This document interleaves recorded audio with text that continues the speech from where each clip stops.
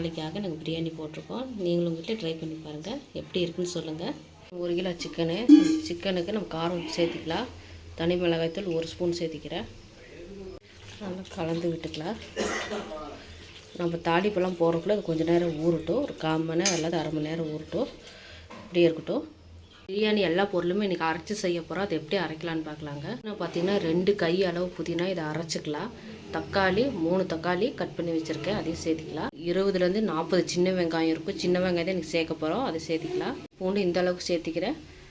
பூண்டு ஒரு 30 பல்லு பூண்டு இருக்கும். இஞ்சி ஒரு பெரிய துண்டு சைஸில் இருக்கும், இது சேர்த்திக்கிறேன். இது கூடவே பேக்கெட்டு இஞ்சி பூண்டு மசாலா சேர்த்திக்கலாம். இதோட பேஸ்ட்டாக சேர்த்திக்கலாம். இந்த அளவுக்கு எடுத்து வச்சுருக்கேன். கல்பாசி, சோம்பு 1 ஸ்பூன் எடுத்து வச்சுருக்கேன். பிரியாணி இலை, நட்சத்திரப்பூ, கிராம்பு 5-6 கிராம்பு எடுத்து வச்சுருக்கேன். 6-7 கிராம்பு இருக்கும். பிரியாணி ரோஸ் பூ இதெல்லாம் போட்டுக்கலாம். பொடி பண்ணிக்கலாம். பாத்திரம் வச்சுக்கலாம். பாத்திரம் சூடாகட்டும். எண்ணெய் ஊற்றிக்கலாம். அரைச்சி வச்சுருக்கேன். இந்த பொடியை சேர்த்திக்கலாம். எல்லாம் தனித்தனியாக தான் அரைச்சி வச்சுருக்கேன். இது ஒரு கிளறிக்கலாம். அரைச்சி வச்சுருக்கேன், அது சேர்த்திக்கலாம். வணங்கட்டும். பூண்டு சேர்த்திக்கலாம். வாங்கி வச்சுருக்கேன், இது சேர்த்திக்கிறேன். இந்த புதினாவை சேர்த்திக்கலாம். தக்காளியும் சேர்த்திக்கலாம். மசாலா 3 ஸ்பூன் சேர்த்திக்கிறேன். மிளகாய்த்தூள் 1 ஸ்பூன், மல்லித்தூள் 1/2 ஸ்பூன் சேர்த்திக்கிறேன். உங்களுக்கு காரத்துக்கு தகுந்த மாதிரி நீங்கள் சேர்த்திக்கங்க. தேவையான அளவுக்கு நீங்கள் சேர்த்திக்கங்க. சிக்கன்லேயே உப்பு காரம் போட்டு கொஞ்சம் கலந்து விட்டுருக்கு, அதுக்கு தகுந்த மாதிரி பார்த்து சேர்த்திக்கலாம். சுண்டி வணங்கி வருது பாருங்கள். இப்போ நம்ம 2 பச்சை மிளகாய் சேர்த்திக்கிறேன்.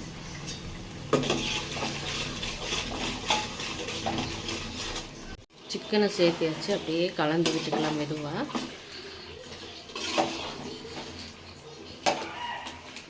நான் லெமன் சேர்க்க போகிறதில்ல, அதனால் சேர்த்திக்கிறேன்.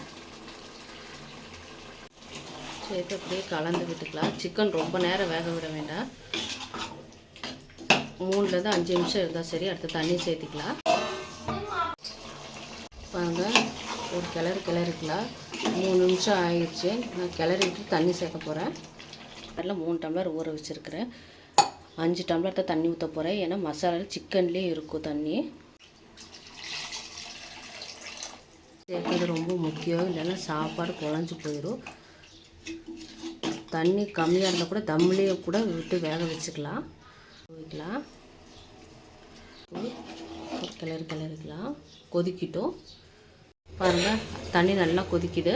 15 நிமிஷம் நல்லா கொதிக்கணும். அப்போ தான் இந்த சிக்கனோட சாரெல்லாம் இறங்கும். அடுத்து அரிசி சேர்த்திக்கலாம். சாப்பாட்டு அரிசி தான் சேர்த்திக்கிறேன்.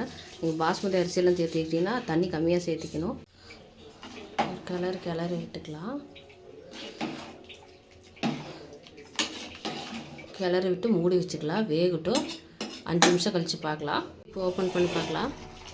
ஒரு கிளறிக்கலாம். வேகட்டும். போடுறாப்புல வந்து சுடுதண்ணி வச்சு மேலே போட்டுக்கலாம். எனக்கு கரெக்டாக வந்துருச்சு. பிரியாணி நல்லா உடையாமல் நல்லா வந்திருக்கு.